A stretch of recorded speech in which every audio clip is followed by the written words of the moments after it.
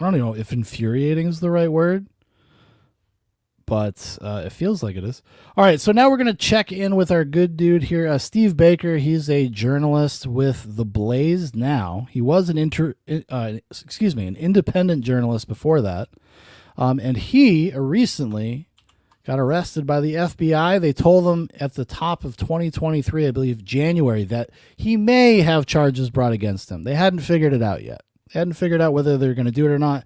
And about a week or so ago, maybe 2 weeks ago, they contacted him and said, you need to turn yourself into the, I think the Dallas, is it the Dallas Bureau building, the FBI. And then they took him to the courthouse and did the rest of it. Well, I'll let him talk about it. But I think things like this are important to highlight because as Joe Biden sits there and talks about democracy and the importance of it and free and fair elections and all this kind of shit, this is what his administration, this is what his intelligence agencies, this is what his DOJ does, this is what they're up to. So while Joe Biden is on fucking Seth Meyers shoveling shit, this is what's really going on. Now, this is a press conference. I'm going to skip to when he talks. And then we'll listen to an interview with him with Glenn Beck, where he's pretty candid about the experience. Tremlich says, remember when pop culture people weren't open bootlickers? I have vague memories of it. Yeah, it hasn't been like that since 2008, essentially. I mean, it truly is like a real thanks Obama moment, right?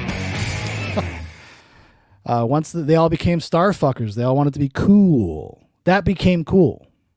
Became cool because Obama. He made politics cool, and they wanted to be part of it. It's pointed out that if the same level of attention was given to January 6th, was extended to other areas of crime, our nation would be the safest in the world. But it's clearly not now. Oh yeah, it's a good point. You know, DC is so fucking crime-ridden right now.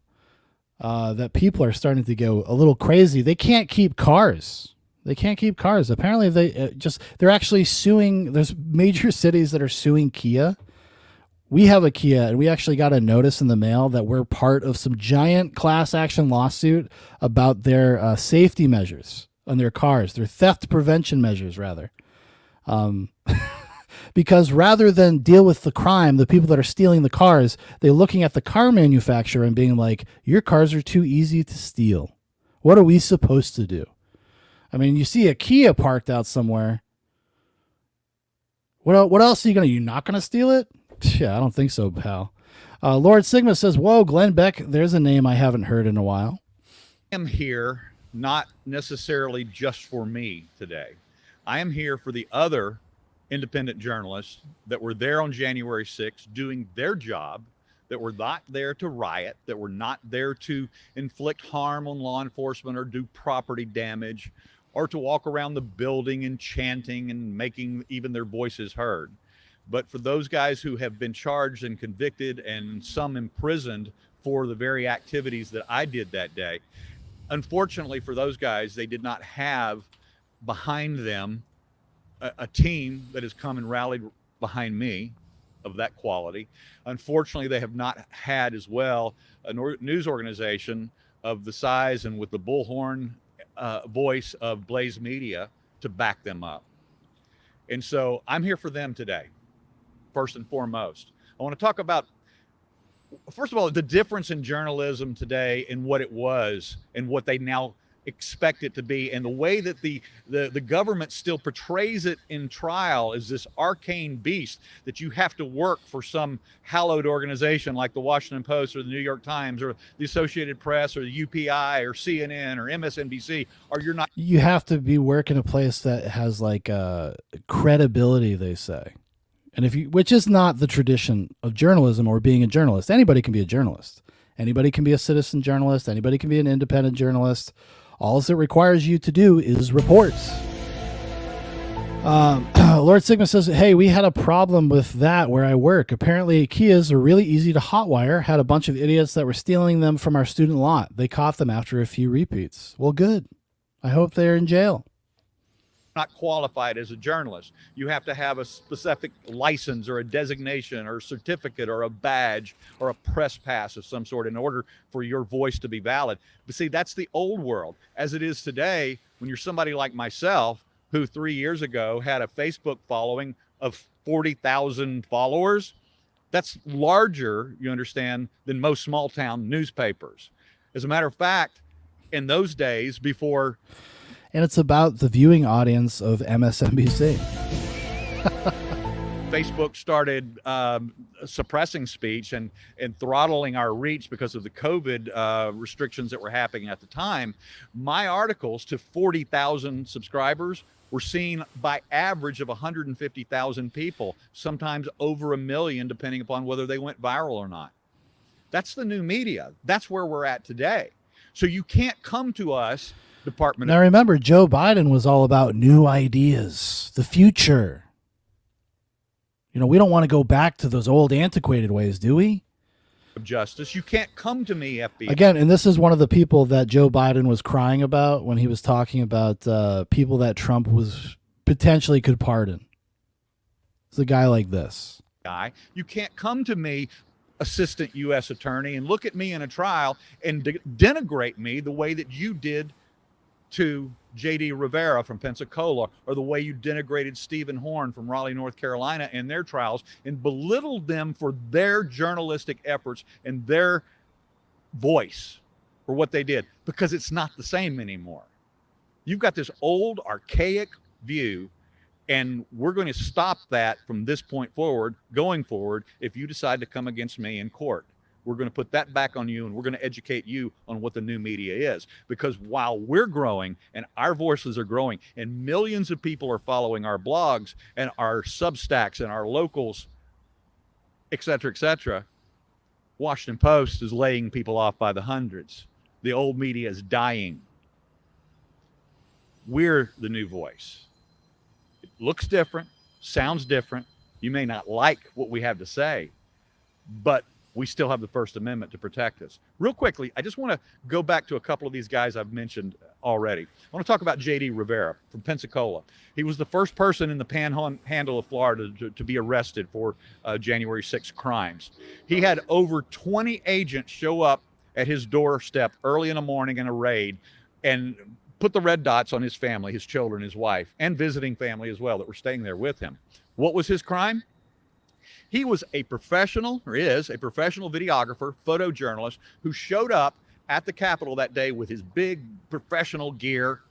And then he followed the story where the story went. When the story went through a broken window, he and another journalist who submitted his story to the New Yorker by the name of Luke Mogelson, they went through the same broken window.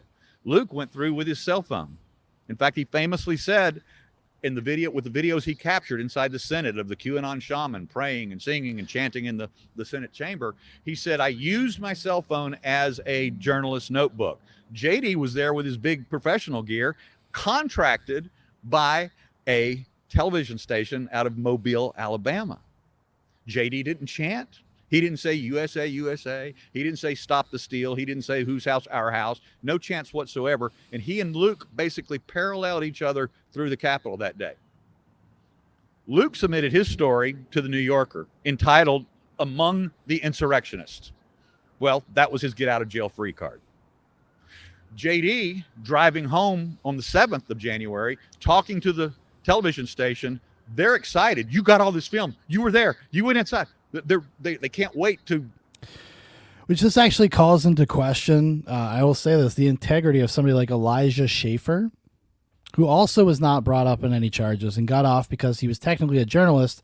And he tweeted out some stuff like he's here with revolutionaries, about something about being he was in Nancy Pelosi's office, etc.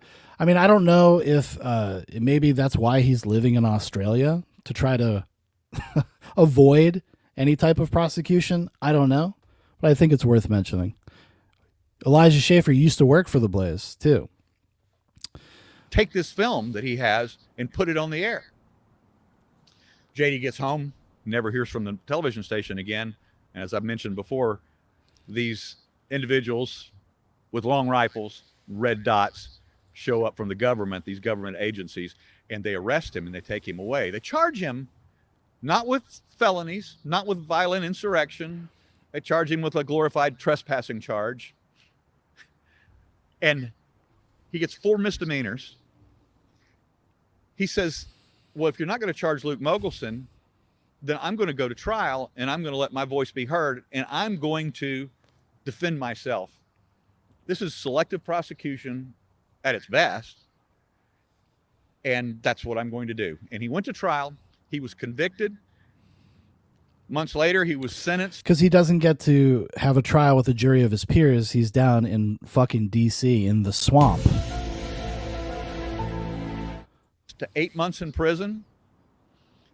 Rather than sending him to a minimum security camp just outside of his home in Pensacola where his family could visit him, they sent him to a medium security facility in Georgia, where the first thing they did is they threw this misdemeanor defendant, journalist, into solitary confinement for 2 months. He got 4 days of sunshine in his first 2 months in prison.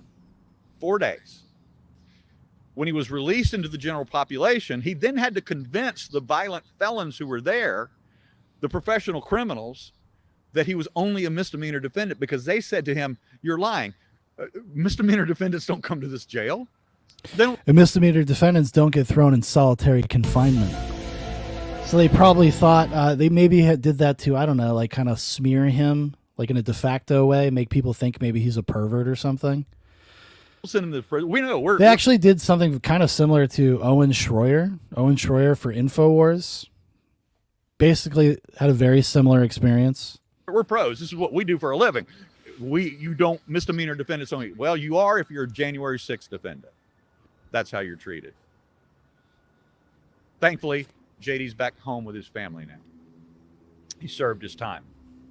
Stephen Horn, young independent journalist, was only 22 years old on January 6th. He had been acquiring and accumulating press passes and badges for events he had been covering all the way back to when he was 16 years old. And I've seen his dossier. I've seen the motions that his attorneys filed on a selective prosecution basis to show the court that he had a history of doing journalism and that was why. Now, I want to say, like, just not to keep stopping, but like I said, he was only kind of notified in early 2023 that they might even be looking at him at all. And it all correlates with him doing tons of investigative reporting into the events of January 6th and the prosecution surrounding it. Also, most recently, I think he did a big story and I think he did it with, was it something Beatty? Was it Warren Beatty? Not Dick Tracy. The guy he founded Revolver, and he's obviously a writer over there, talking about the pipe bombs that were found. He was there that day. But here's what happened. When they filed that motion, the judge, a Trump appointed judge, by the way, Judge Kelly, denied him and his defense team the right to show his history of journalism to that jury. Was not allowed to show him those press badges that he had accumulated since he was 16 years old. And instead, those prosecutors belittled him, denigrated him, and absolutely destroyed any possibility of the jury, of DC jury, even considering the notion that he might be a legitimate journalist. You know what his biggest mistake was that day? In order to blend in with the crowd at one point, one time all day long, captured on his own camera, he said 3 deadly words. He said, USA, USA, USA. And for that reason right there and that reason alone, he was not granted the designation of being a journalist. He was a participant in the riot as a result of that. And that's the guys that we're here to talk about today, not just myself. My case has been being investigated, we know, for at least 2.5 years. And we've heard the story. You've seen the press release. The guys have talked about it. I don't need to review any more of that. I just want to say this in closing, is that we're going to continue doing the work, even if the Department of Justice decides to move forward, finally. Then I'm not going to stop working. I'm not going to stop telling the stories that we're telling. I'm not going to stop telling the stories about January 6th. I'm not going to stop talking about the stories we know about the malfeasance coming out of the Department of Justice. I'm not going to stop talking about the stories and stop revealing the information that we have, particularly related to the case that 3 of these 4 gentlemen participated in a year and a quarter ago. We have the information that shows that the Oath Keepers were framed. We know who the Star Chamber is. We know who sat on it. And we have more blockbuster information, particularly as it relates to Special Agent David Lazarus of the United States Capitol Police and former Officer Harry Dunn of the United States Capitol Police, now congressional candidate.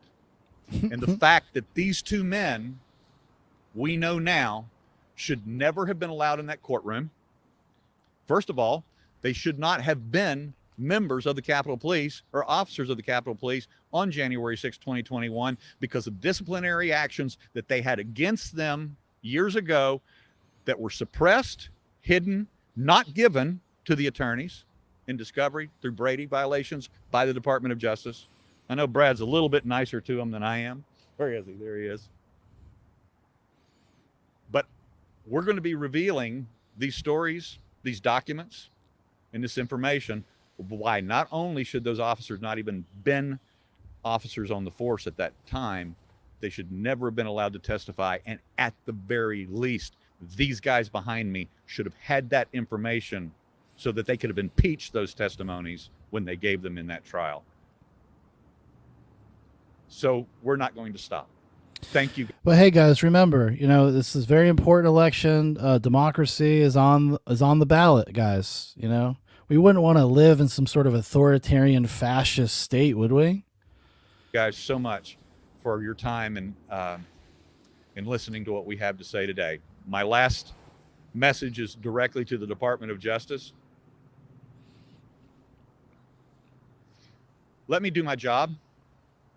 If you really believe in justice, if you really believe in the truth, leave me alone. If not, if this is the fight you want, then let's rumble. Well, there you go. Let's check out. So he talked about his experiences, like going through the process, because part of the process is, but the process in some ways is Steve Baker is. Oh, Jesus Christ, is the punishment. It's meant to humiliate you, to break you, to make you feel like you don't matter. With us. He's the investigative journalist for The Blaze. He's a Blaze media correspondent. He is in today with his attorney because on Friday he was arrested by the FBI. If you happen to miss that podcast, it's kind of a don't miss. It's Friday's podcast. James Lee Bright is his attorney, and he is with us now. Welcome back. Hey, it's good to be back, Glenn. So I heard you say the very first thing out asked how do you feel, Yeah. and you said humiliated. Right. Why? I thought I was mentally and emotionally prepared for this because I've followed too many of these cases to not have been. I've seen too many of these guys, even misdemeanor defendants, even misdemeanor independent journalists, marched before a magistrate in leg chains and the orange jumpsuit. So I thought I was ready for it until they put the leg chains on. And I've never even been fingerprinted for anything in my life. And to actually, in the moment that it was happening, it was overwhelming. And then on top of being chained at your waist and your legs, then they put you leg irons, waist chains, handcuffs for misdemeanors. Yeah. in a cage with a meth dealer. And and of course Lee can speak to this better than I can, but the process of putting a nonviolent misdemeanor defendant who has been utterly and totally cooperative since the very first phone call from the FBI over 2.5 years ago. I mean, what else is a show of good faith if not turning yourself in? And it's like they didn't even just take him to, they didn't like say meet us at the courthouse. They said, no, come down to the bureau office and we're going to put you in handcuffs and leg chains. And then we're going to perp walk you to a car and we're going to drive you there. And then we're going to perp walk you into the courts. Just real nice stuff, guys. Just real, I'm just saying. So fucking disgusting. I'm like Joe Biden. You don't even get me started. It could have been just an order to appear. I could have walked in with Lee, both of us with our jackets and ties on. We could have sat in the gallery. They call us up. We stand before, just as they did for a felony defendant that day.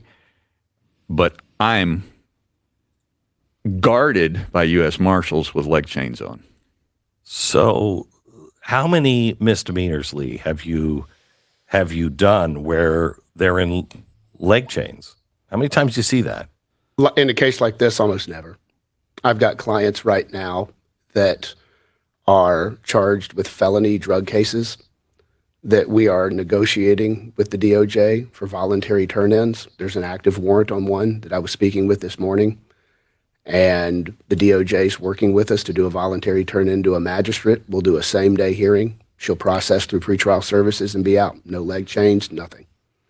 This was determined by the DOJ. Yeah, this is what this is about. It's about demoralizing people, about demoralizing other people, because this is just a shot across the bow. This is just a message to other journalists or other American citizens. I mean, we've lived through the past few years of wanton censorship, people asking questions about this stuff. You know what I mean? It is disgusting. Crunk says, screw Glenn Beck and his Cheeto face. How dare you? Actually, I don't really watch Glenn Beck very often, so I don't really know. I don't really know where his head is at anymore. DOJ in Washington, they had us turn Steve into the FBI at their head. Crunk said he was on point for years, then all of a sudden, I think he came back around though, didn't he? Because I remember, he was like a never Trump guy for a long time, but they all kind of were.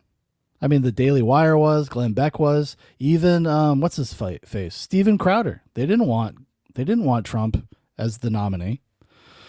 Quarters, 7 a.m.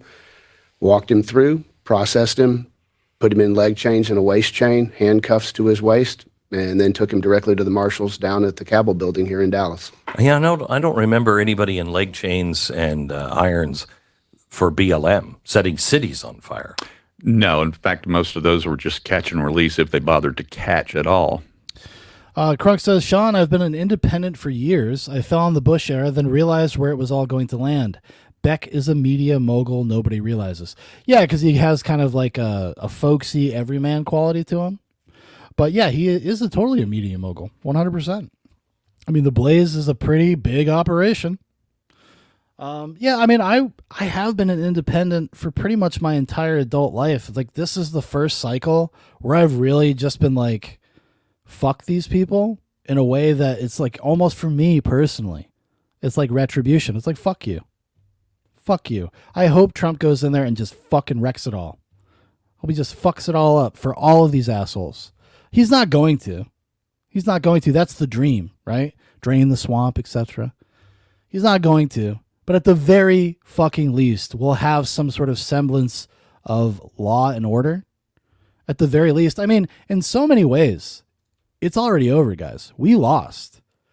The court system across the country is filled with activists. These are not people that respect the law. They're ideologically driven, and it's happening all over the country all the time. Court cases, just complete horseshit, bullshit stuff. Every once in a while, you'll actually hear about one. Sometimes they're high profile. Like, what is it? What's his name? Oh, Kyle Rittenhouse. Kyle Rittenhouse. Think about that case. Think about what he was charged with. Think of the fucking circus. Can you believe a DA brought that case forward? He was rejected at first. And they, like, months later, they went and picked it up again. Krug says, I respect Beck, but he has an agenda I don't like. Well, that's fair enough. I mean, I don't really know enough about him in the modern era to really comment in terms of what his larger agenda is. So, I mean, unless you're talking about some sort of like Christian angle, which he's a Mormon. In fact, most of them had their cases dismissed, and then many of them have been awarded cash payouts from the government because they were, unfairly arrested or prosecuted, because obviously we had to understand what their frustrations and what. Yeah, he's talking about the rioters. New York City was like a few months ago, or New York State rather. Excuse me. It was like a few months ago. Had to settle. It was like millions of dollars with rioters. Like you said, giving them cash payouts. Made them burn a building down. So I was really encouraged by the op-ed that came out from Jonathan Turley this weekend.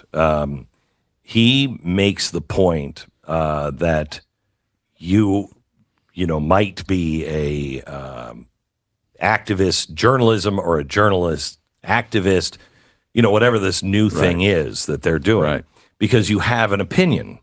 And Stu and I were talking about it earlier this morning. Yes, you have an opinion. I have an opinion, but that doesn't mean that you are finding the story you want to find. You could still have an opinion on. Well, I think that's probably the difference between like activist journalists and then journalists just that have their own personal priorities, their own opinions. Is that activists start from the conclusion and work backwards. They try to find things that prove their conclusion. A journalist with an opinion is more likely just to follow the story, I suppose. That's how I would delineate it in my brain. On things, but as long as you're honest enough to say, I'm going in and I don't know what's going to happen. I have an idea what could happen, but I'm going to tell the truth no matter which side it falls on. Is that who you are? Well, see, that's the thing that obviously not only the charging documents themselves, because the charging documents are what they call the statement of facts. They are, in fact, specifically put together for the purpose of constructing a narrative for prosecution, out of context comments. More importantly, and this is the key, Glenn. Look, I'll tell you what. Let me let a NBC, the court reporter, the guy who does every one of the cases, J6 cases for NBC. He's there every day. His name's Ryan Riley, and he tweeted out yesterday. He said, if it wasn't for Steve's language on January 6th, before he entered the Capitol. And now this is going to be the talking point going forward for the people that are bootlickers, is that he said some naughty things that we don't like. They pulled a bunch of out of context quotes of him from that day, I think from his own video footage, as far as I understand, of him saying things like fuck you to the Capitol building. I will bring it up. I have a bootlicker YouTuber that is like very like, well, it seems pretty legitimate if he was saying these things, even though there's no evidence that he actually did anything or joined in any of the rioting. Their only evidence out there actually is from the blaze. It's him standing there in a corner watching and writing stuff on his phone. Then after that evening, this case almost certainly wouldn't have been brought. Okay, so that's that's interesting here in America. Let me go through the actual. Yeah, guy, it's just like being in Russia. As long as you don't talk shit about Putin, you'll probably be okay. Charges, and let's take them one by one. Absolutely. Can we do that? So of course. Here are the charges. You want me to read them? Yes, please. Okay, so these are the charges listed in the criminal complaint. That's not the formal filing of the charge. That'd be either an information on misdemeanors or an indictment on felonies.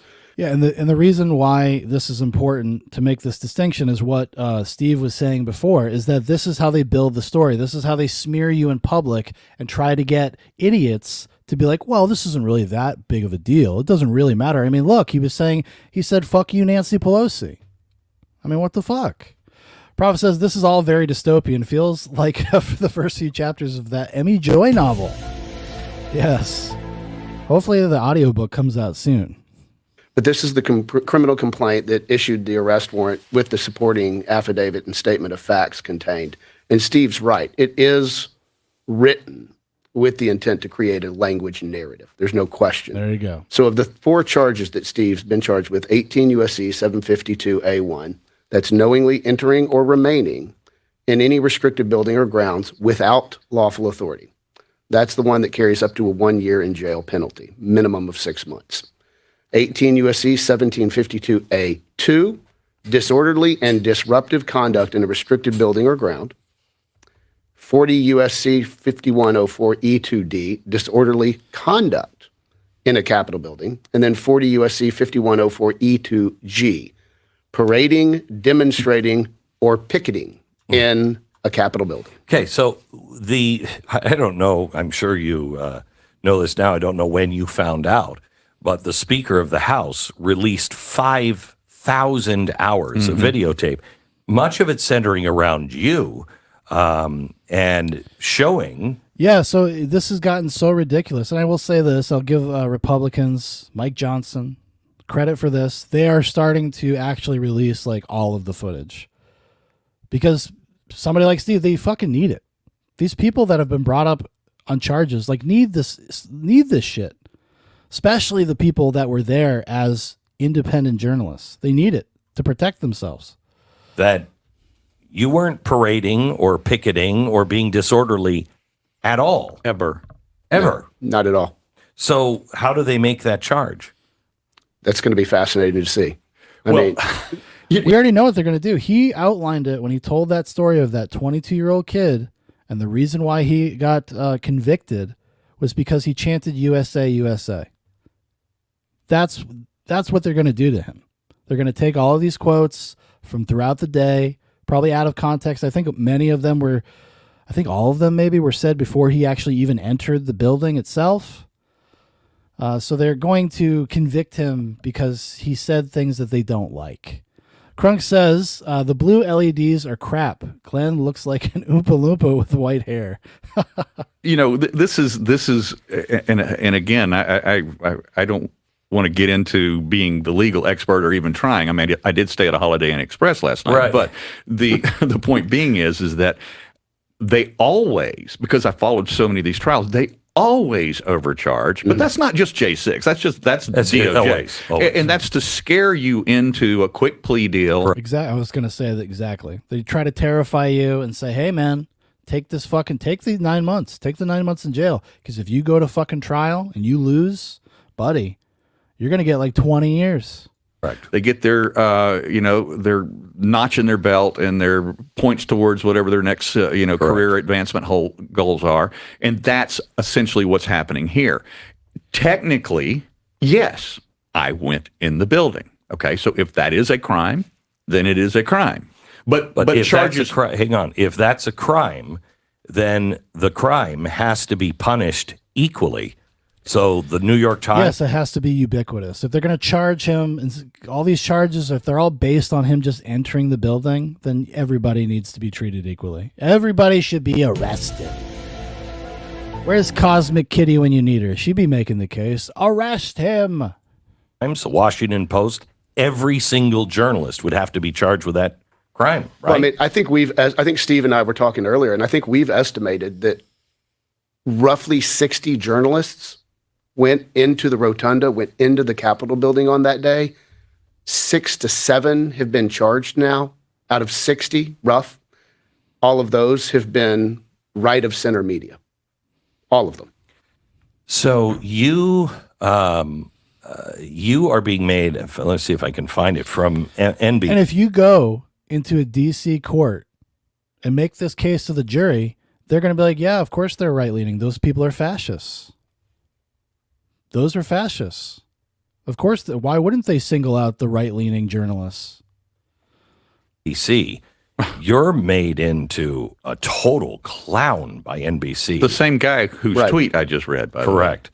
And he says that you are just you're in a cover band. You weren't a journalist at the time. I don't know who. Yeah, you're not allowed to be a journalist if you're not part of the club. If George Carlin said anything wise, it's a big club and you ain't in it. defines journalists now? He I don't know what that is. refused to call me a journalist. Instead, he said, now I'm a writer for the Blaze website. Isn't that disgusting? Like, these people of their own volition, because I doubt they're getting marching orders or anything stupid like that. No, everybody's just an idiot. Everybody's just an asshole. This is the new world. This is the world that they want to create. It's fucking disgusting. You don't even have to do anything to these people, and they'll go out there and they'll do your dirty work for you.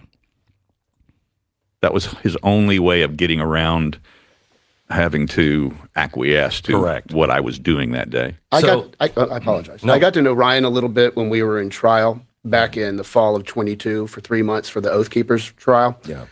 I always found him to be a really reasonable fella.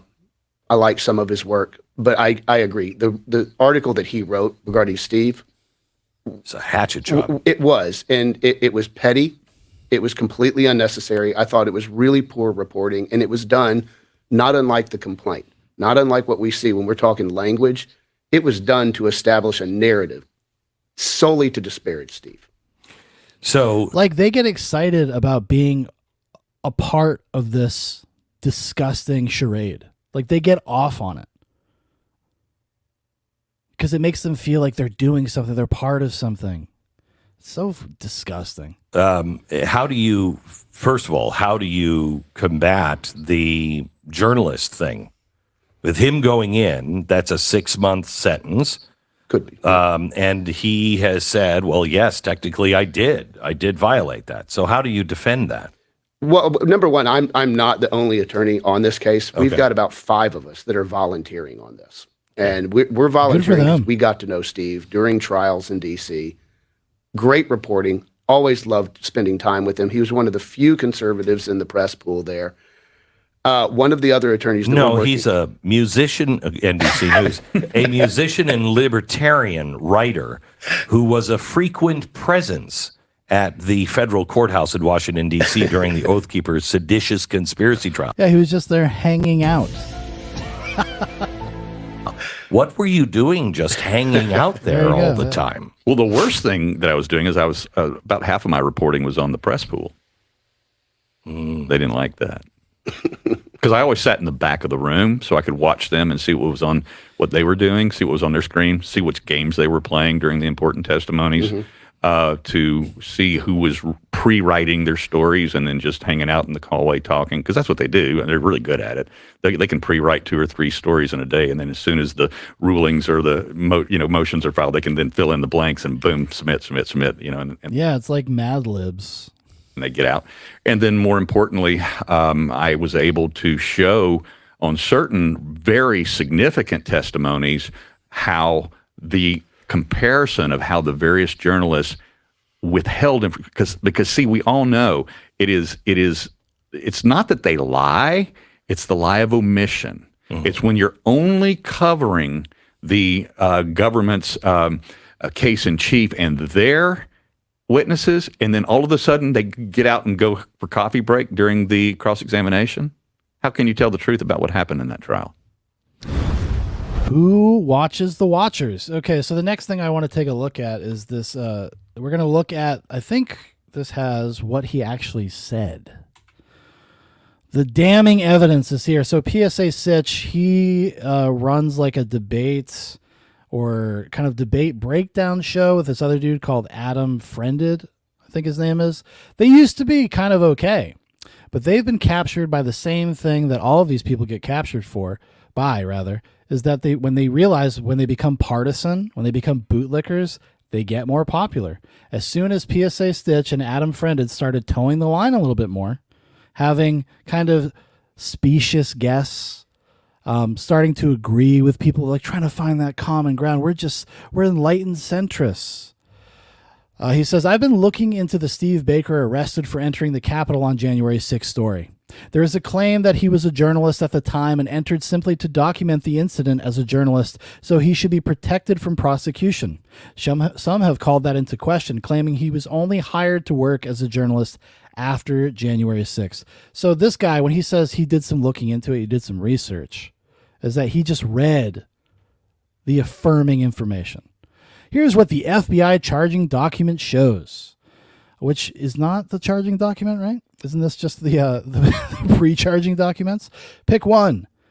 Baker regrets on a now privated / deleted YouTube video how he did not steal Nancy Pelosi's computer. Again, the funny guys, people like comedians like PSA Stitch, they suddenly are not able to recognize jokes, humor. You know what I mean? Number two, Baker records himself saying while walking by the hanging gallows the protesters constructed, "Look out your windows, bitches. Look what's coming." He also said Baker walked through a tear gas and yelled at police officers instead of following their instructions to leave the premises. Baker, in a local news interview as an eyewitness, not a journalist, he expressed his 100% support of people breaking into the Capitol on January 6th. Yeah, having those opinions, these are not illegal, dude, even if you're a journalist. If a person wants to argue that Steve Baker or anyone who entered the Capitol on January 6th should not be charged, an argument can be made about that in an honest way without distorting the facts. However, it appears to be a complete fabrication and even a lie by some to paint Baker as a professional journalist simply documenting the events during January 6th and not as a clear and admitted supporter and participant of those entering the Capitol. So he broke down what his bona fides were, right? He broke all that stuff down. He was an independent journalist. He had a following of about 40,000 people on Facebook. His posts and his articles regularly garnered around 150,000 views. You know, it's a lot more eyeballs than people like Stitch gets on his dumb fucking show.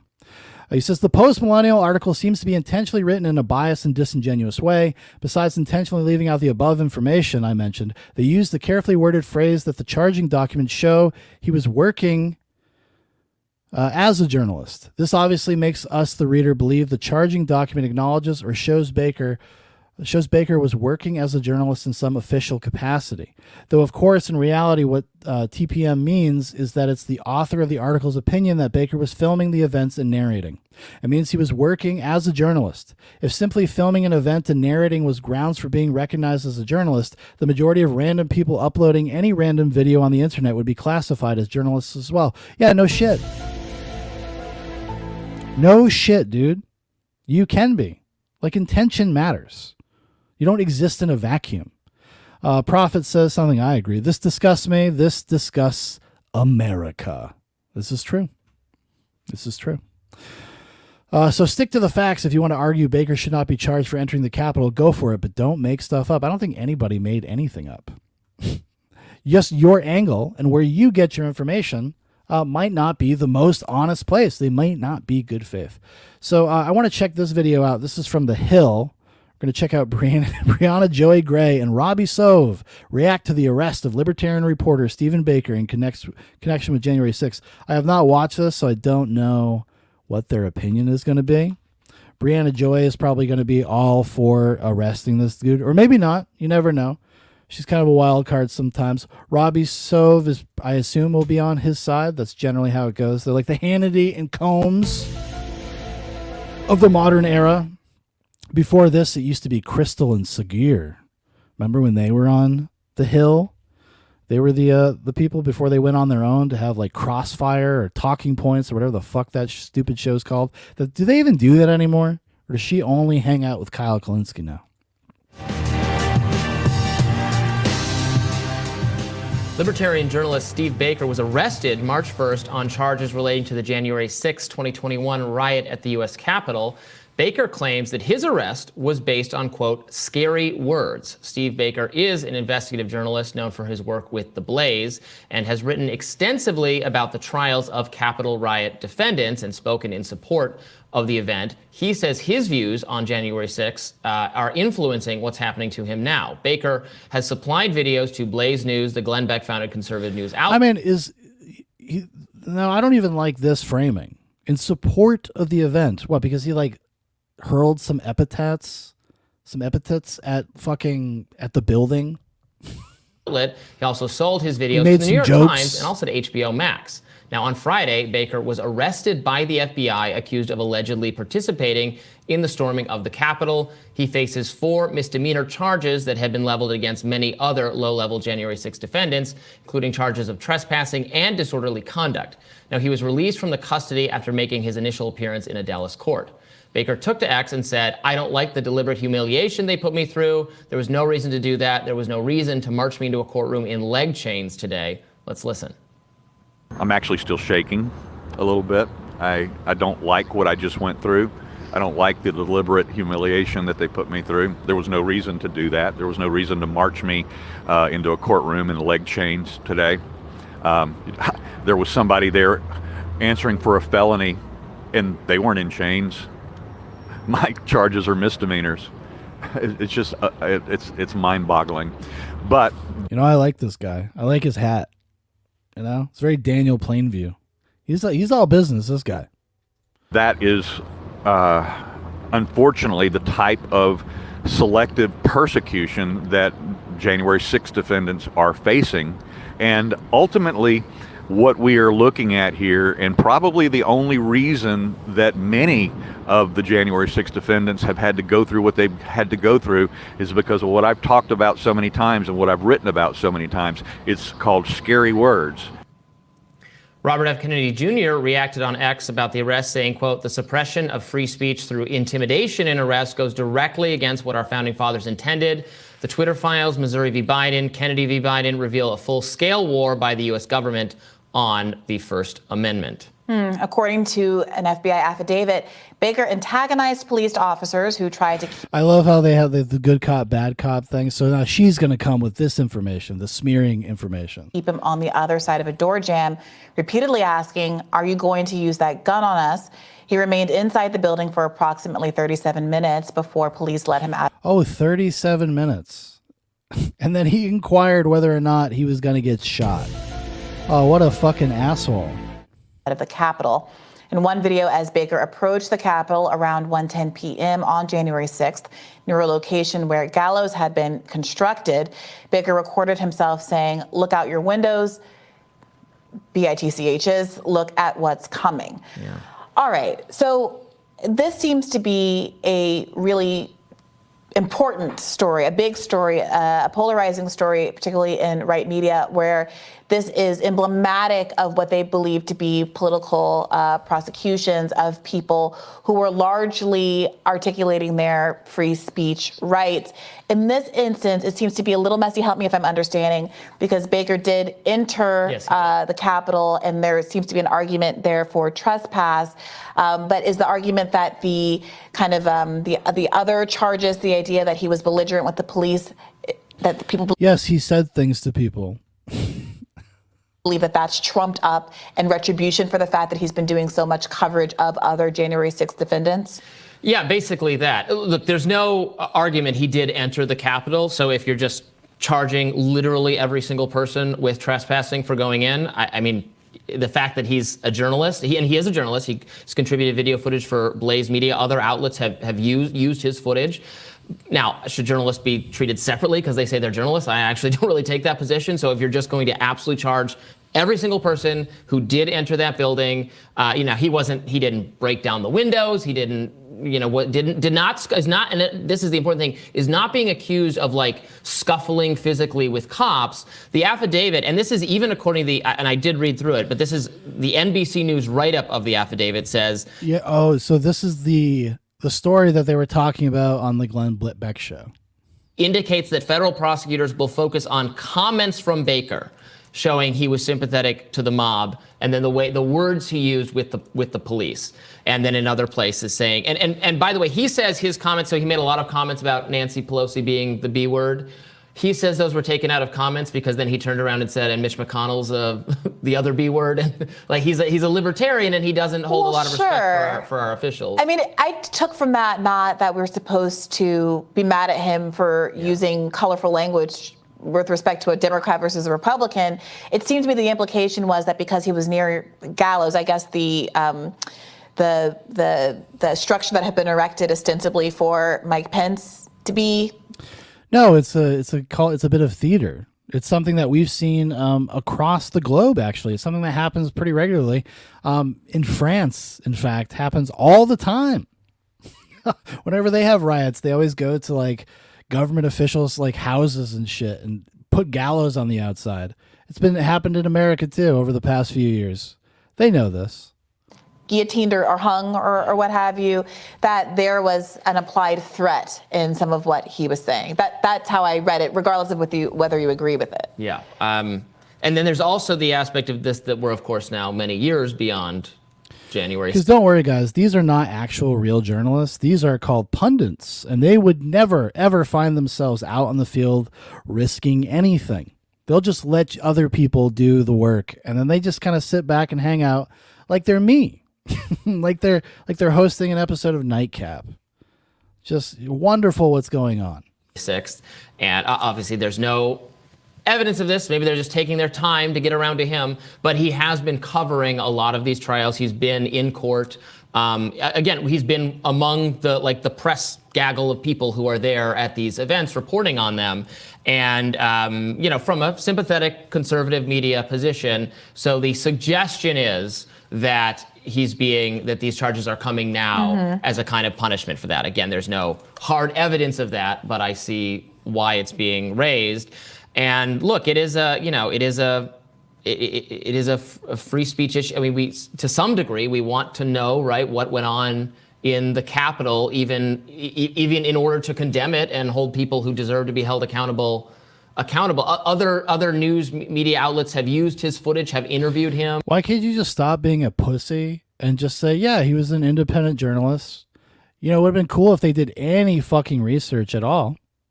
Any fucking research about his past. But no, hey guys, they read an NBC article that said he was in a cover band. Yes, but I don't know. This is a different question, though. I mean, one can believe he's doing journalism. One can also believe that he committed trespass and otherwise violated the law in service of said journalism. Does that mean that we say he shouldn't be subject to the same kinds of prosecution that the 900 plus others who stormed the Capitol and were charged were subject to? Or no, I don't know, Brianna. I have it on good authority. The President of the United States that it was thousands of people that stormed the Capitol and killed 2 police officers. Do we have a kind of a civil disobedience mindset about this that says you do the sit-in, you violate the law, you go to jail, you serve your time, a la Martin Luther King, and we don't consider that to be political What do you mean, like all of the other people that go and occupy the Capitol and shit like that for their particular bugaboos? That shit's all fine. You know, if you're an environmentalist, if you're an environmental activist, you're allowed to do whatever the fuck you want, apparently. They'll just turn you loose. You can go vandalize a government building, they'll turn you loose, and then you can go vandalize another government building. Prosecution, that's the cost of doing business, and in his case, the cost of doing journalism. Yeah, and again, What do you mean the cost of doing journalism? Again, also, these are professional know-nothings. Like, what are we learning at all from this? They are saying literally nothing. There's tons of information that they could have apprised themselves of that just on YouTube, like we have tonight. We've done more journalistic work than these 2 assholes. You know, what about all the other journalists that were in there that didn't get charged? Like the lawyer had said, roughly around 60 journalists, roughly around 7 or 8 actually had charges brought against them, all right-leaning. We're not going to talk about that at all, guys? The trespassing part, I think it's very clear he did commit that. So I don't know, you know, people can be unhappy about it, but I don't, yeah, but what about everybody else, Robbie? Literally did do that. Sure. Do you guys support selective prosecution? Fucking assholes. It seems to me that one can make a case, the disorderly conduct that you know, the words he used to describe what was going on and he felt about it, including at the police officers, is being rounded up to disorderly conduct in a punitive way. Yeah, and I'm generally not wild about that particular kind of charge. I mean, because you can see how easy it is to apply. The police officer feels disrespected. They don't like the kinds of things that are being shouted at them by protesters. And so you can stick them with a charge like this, which does come very close to violating someone's ability to have the right just free speech and say what they want to say, including antagonizing a cop in Yeah, guys, it comes really close. any way, shape, or form.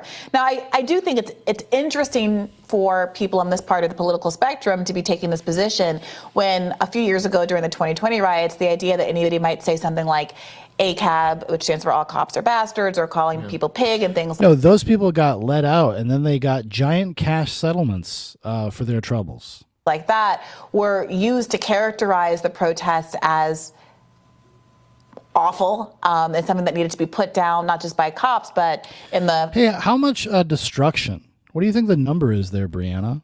How much destruction was wrought on the cities of America during those riots, Brianna? You have any fucking clue? Do you care? But hey, guys, they just unfairly smeared as they marched in the streets for a fucking fentanyl addict that had an overdose.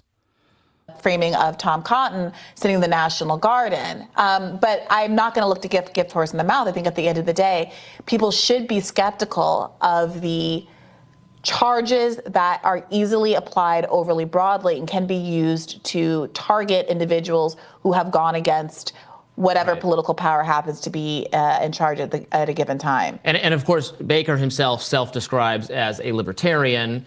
One of my ilk, who again, I don't know how consistent his libertarianism is or what past things he said about the police, but yes, I strongly believe people have the right to protest non-violently, to make negative statements about police and not be. Of course, they have a First Amendment right. Everyone should have that right. And so, Are you sure, Robbie? You seem kind of nervous saying it. no one, whether it's a conservative rally or an anti-police misconduct rally or whatever it is, everyone should enjoy that right to criticize, even using colorful or impolite language. Who the fuck watches this shit? What is the use of something like this? Holy shit, this is just like filling time? God, you think like a couple of journalists would care a little bit fucking more about a story like this. They couldn't even be bothered to look into it. I don't know. Who the fuck is this for? The police. That's an important Oh, libertarian I'm sorry. This is for like Sitch and Adam. This is for the people like that.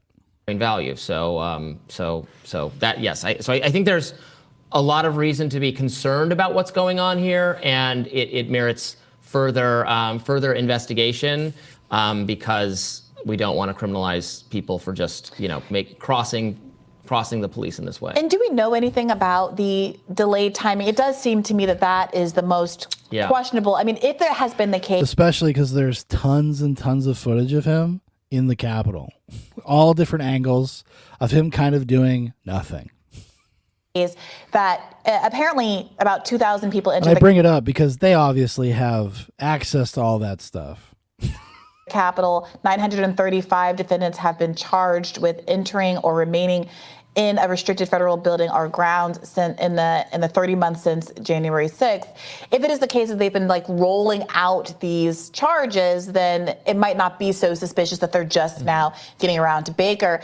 But if it seems like these have been largely buttoned up, and these charges have emerged as he has emerged himself as a significant... Oh my God, now they're showing pictures of the January 6th committee, the show trial.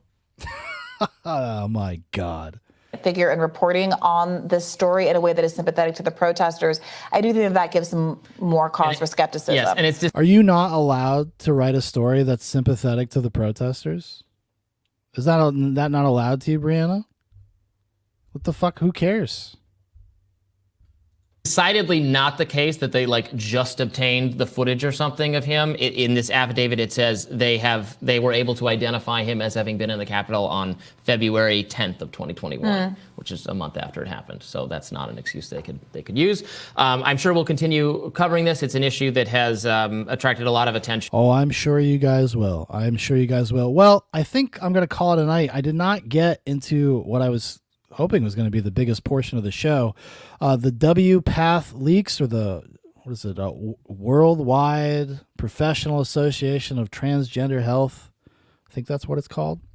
There's a big story that came out, but we're going to just save that. I'm going to save it for Thursday because there's a lot to get into with that. There's lots of videos to watch, lots of documents to read and get into. There's a big thread if you want to check it out before Thursday, Michael Schellenberger on X has a post, and he has a breakdown of everything and also links to the story, which has all of the information. Like, you can go download all the documents and the internal videos, etc. So we're going to be taking a look at that on Thursday, I think.